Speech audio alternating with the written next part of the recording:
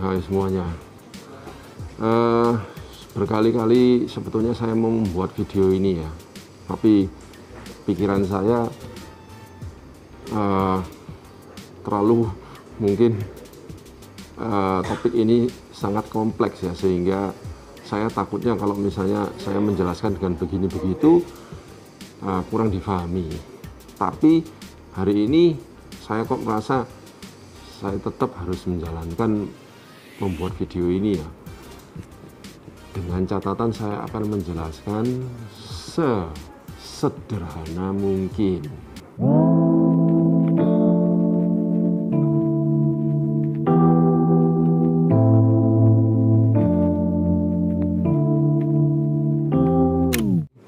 Saya juga akan bicara agak lamban supaya mudah dicerna.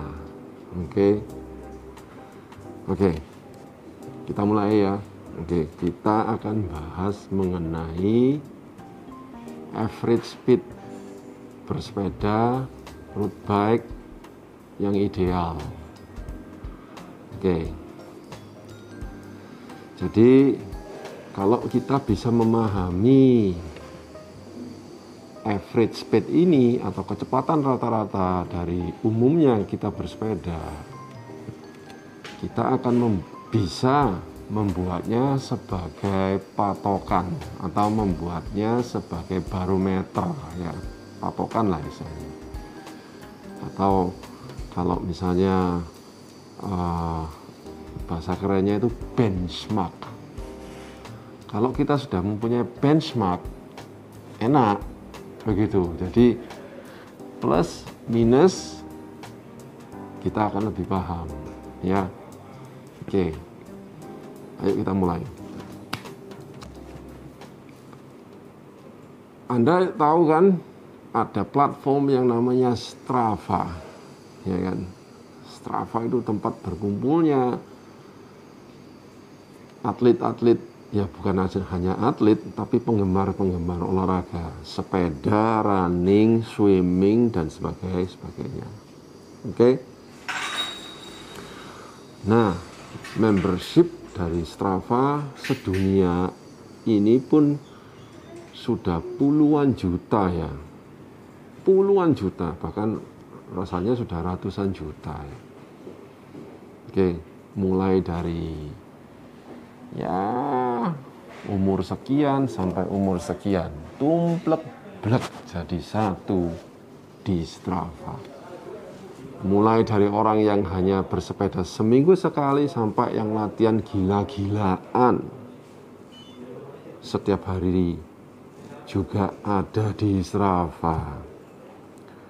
Mulai dari mereka yang bersepeda santai sampai orang-orang seperti profesional, Chris Froome, Peter Sagan, macam-macam ada juga di Strava.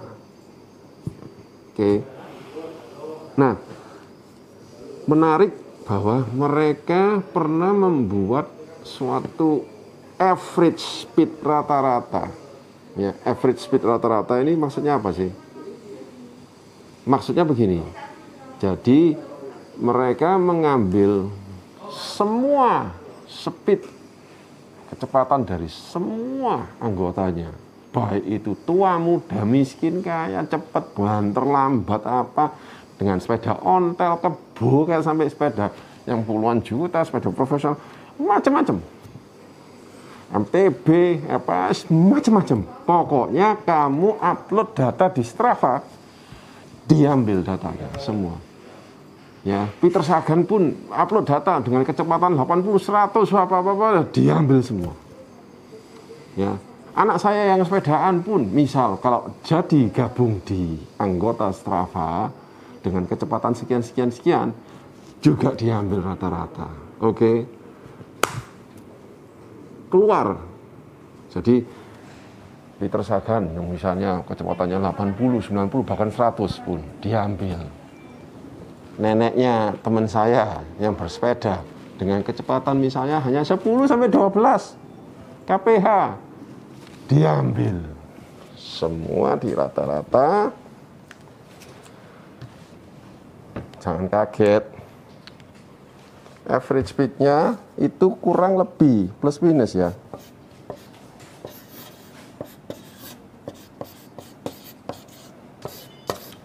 Hanya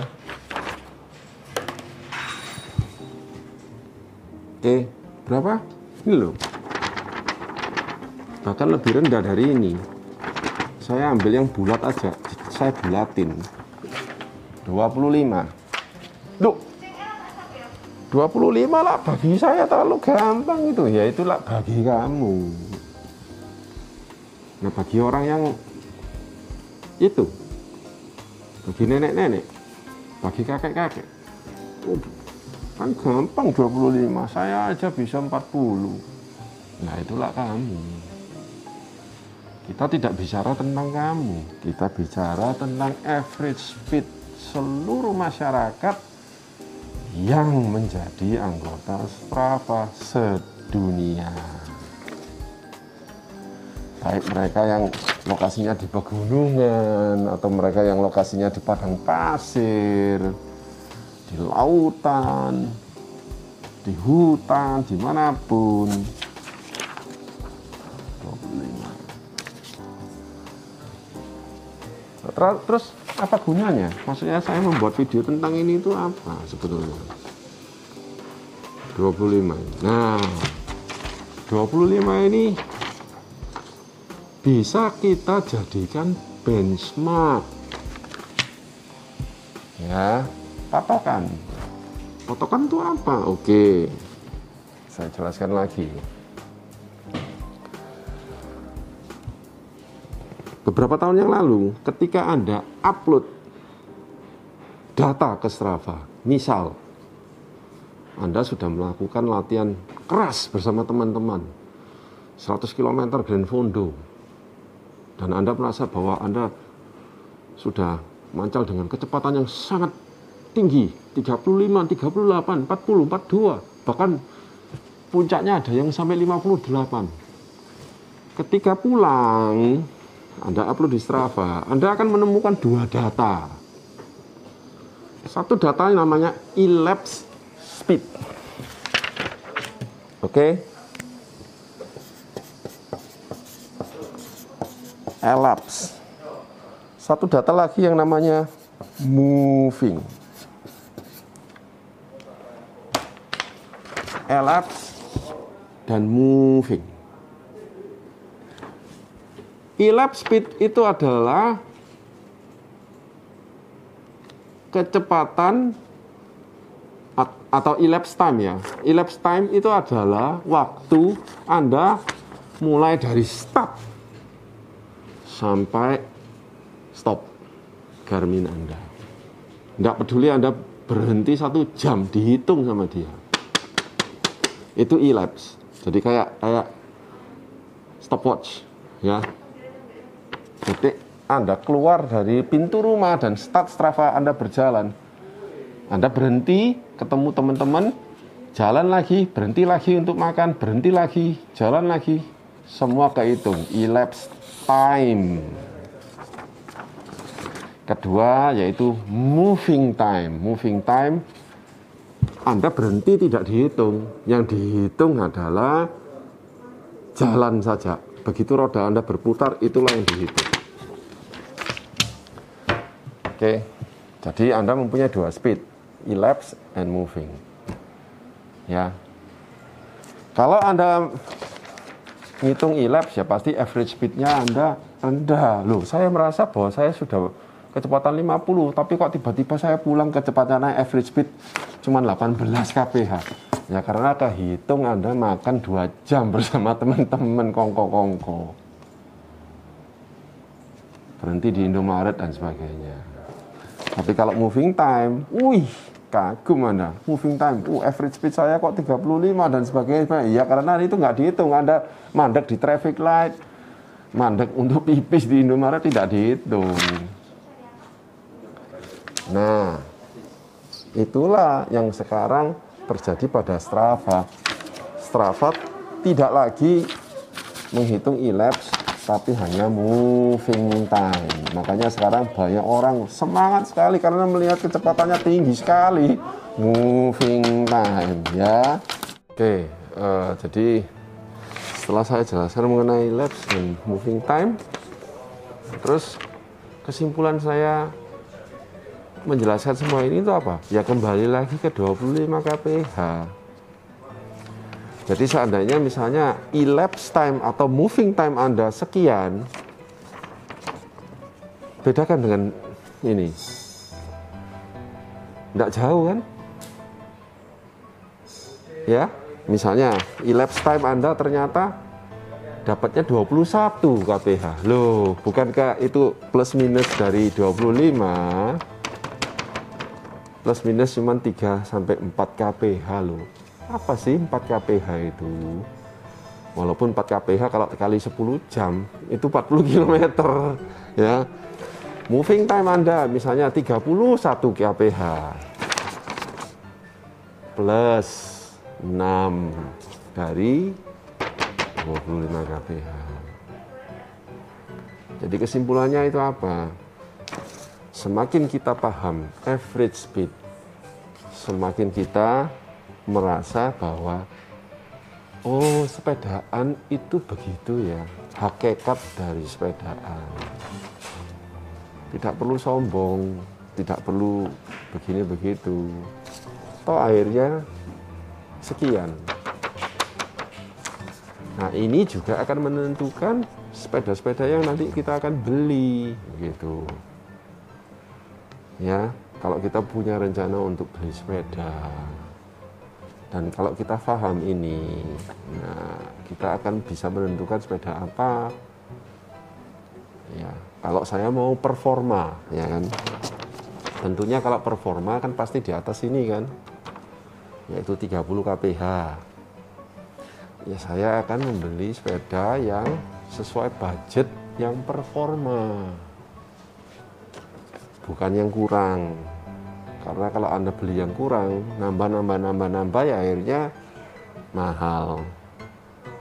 Kalau saya mau beli sepeda touring untuk menikmati perjalanan keliling kota, antar provinsi dan sebagainya, nginap dan sebagainya, ya saya akan membeli sepeda yang tidak penting lah speed, mungkin di bawahnya itu 18 kph. Saya juga pernah kok average speed 18 kph waktu saya touring. Ya sepeda-sepeda yang performa di bawahnya 25 kan murah-murah, tidak perlu mahal-mahal, yang penting solid, kuat. Ya itu dia ya. Jadi betapa bergunanya pengetahuan kita mengenai average speed ini ya. Jadi seolah-olah waduh, saya sudah merasa lega, paham sekali mengenai persepedaan. Apa yang saya harus perbuat saya sudah ngerti. Alat-alat penunjang apapun yang harus saya beli saya sudah tahu, sehingga saya tidak perlu mengeluarkan terlalu banyak uang, terlalu mubazir. Saya beli sepeda yang terlalu mahal tapi average saya nggak sampai sekian, atau dan lain-lain. Oke, ya memang sepintas video kali ini kok tidak ada apa-apanya, tapi kalau Anda dengarkan dari awal sampai selesai sekarang ini, Anda pasti mempunyai pemahaman baru. Saya harap begitu. Makanya kalau Anda melihat video saya, usahakan dari 0 sampai selesai, seperti perkuliahan. Begitu Anda tidak mendengarkan luput, Anda sudah hilang. Tapi beruntung di YouTube kan Anda bisa ulangi lagi ya. Ya, oke, saya harap ini sangat bermanfaat average speed ini. Terima kasih.